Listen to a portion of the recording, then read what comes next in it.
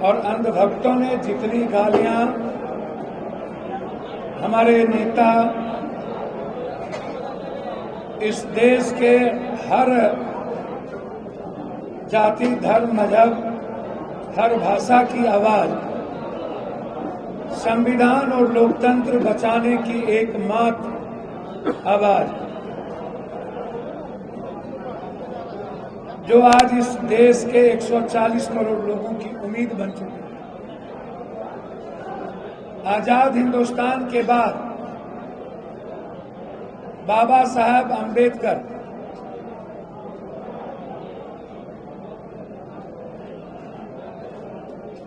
महात्मा बुद्ध, संत रविदास, वाल्मीकि, पेरियार, ज्योतिबा फूले, महात्मा फूले,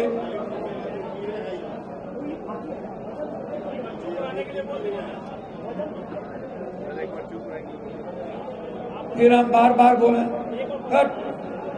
प्रेमचंद जी, प्रेमचंद जी, इन लोगों को बोलिए चुप रहने के लिए, खाना वाले को, भैया प्लीज चुप रहिए, गेट लगा दीजिए, हम पैर पकड़ते हैं, प्रेस कॉन्फ्रेंस के बाद बोलिए। जितेंद्र, तुम तो हल्ले ज्यादा करते हो, भैया बोलो चुप रहने के लिए।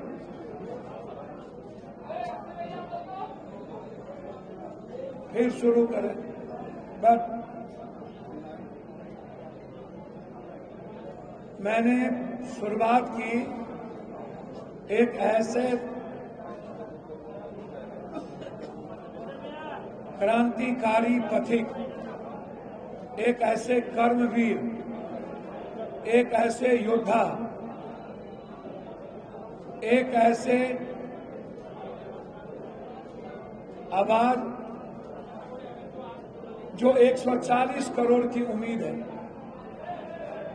जो इस देश के संविधान की रक्षा के लिए सभी तरह के अपमान को सहने को तैयार है।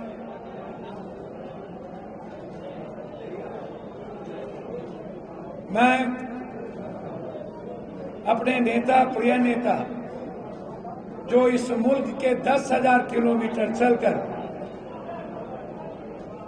समाज के उस तबके को समझने, जानने का प्रयास किया, जो मजदूर थे, जो गरीब है,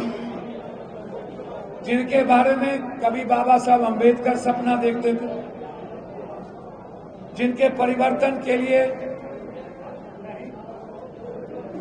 ज्योतिबा फूले, पेरियार, सावित्रीबाई फूले, वाल्मीकि, संत रविदास, महात्मा बुद्ध से लेकर ऐसे हर वह लोग, चाहे वो शहीद जगदेव बाबू हों, चाहे कर्पूरी ठाकुर जी हों, चाहे शहीद सूरज नारायण सिंह जी हों, चाहे राजकवि दिनकर हों, चाहे पंडित जदुनंदन शर्मा हों, चाहे मंडल कमीशन के लिए कुर्बानी देने वाले बीपी सिंह हों, सभी लोगों ने इस देश के अंतिम व्यक्ति के लिए जो लगातार प्रयास किए, उनकी आर्थिक सामाजिक आजादी की, जिसमें सबसे बड़ी भूमिका हमारे सुभाष चंद्र बोस की रही, और आम आदमी की मिनिमम रिक्वायरमेंट और फंडामेंटल राइट, जिसको ग्रंथ के रूप में इस सदी के महानायक बाबा साहब अंबेडकर ने जो संविधान बनाया, जिसमें इक्वल जस्टिस और इक्वल फ्रीडम की बात की, उस आवाज को किसी ने बुलंद किया तो वो राहुल गांधी जी। आज देश के हर वर्ग और समुदाय के लोगों ने ये एक्सेप्ट किया, चाहे वो मंडल कमीशन लागू होने के बाद बीजेपी ने उसका सबसे ज्यादा पुरजोर विरोध किया, मनुस्मृति जैसे मुद्दों पर बीजेपी ने जिस तरीके से बाबा साहब अंबेडकर को अपमानित किया, और आज तक सामाजिक व्यवस्था के तहत समाज के सबसे कमजोर गरीब व्यक्ति पर जिस तरीके से उनकी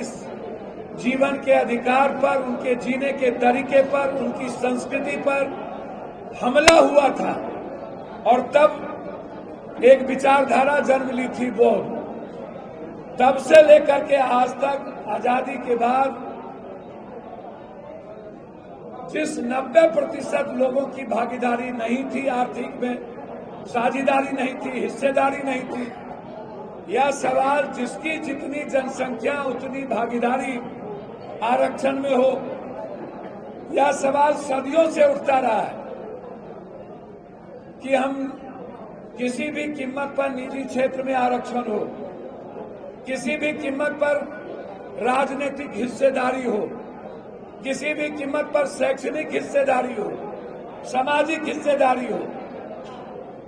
जब बीपीसी ने मंडल कमीशन लागू किया तब से लेकर आज तक समाज के लोगों को न्याय नहीं मिली। और राहुल गांधी जी के आने के बाद लगातार राहुल गांधी जी इस देश के अंतिम व्यक्ति की हिस्सेदारी की बात कर रहे हैं, अंतिम व्यक्ति की राजनीतिक भागीदारी की बात कर रहे हैं, अंतिम व्यक्ति की साझेदारी की बात कर रहे हैं। और यह एक ही आवाज है, वह है राहुल गांधी जी। और एक ऐसी कांग्रेस पार्टी जो 10,000 किलोमीटर चल के आम आदमी की पार्टी बनाने का प्रयास हमारे नेता राहुल गांधी ने किया। आज एक उम्मीद जगी है इस देश के गरीबों, मजदूरों की, किसानों की, महिलाओं की, बेरोजगारों की, पलायन करने वालों की, कि यदि मुझे आर्थिक आजादी की हिस्सेदारी मिल सकती है तो उसकी आवाज राहुल जी, यदि मुझे शैक्षणिक आजादी मिल सकती है तो राहुल गांधी, यदि मुझे राजनीतिक हिस्सेदारी मिल सकती है तो राहुल गांधी। यह सवाल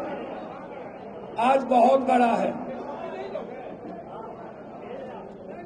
मैं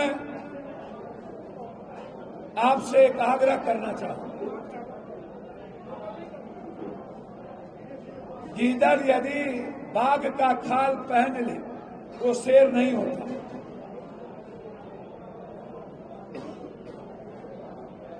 इस खबर पर अपनी राय हमारे कमेंट बॉक्स में जरूर दें।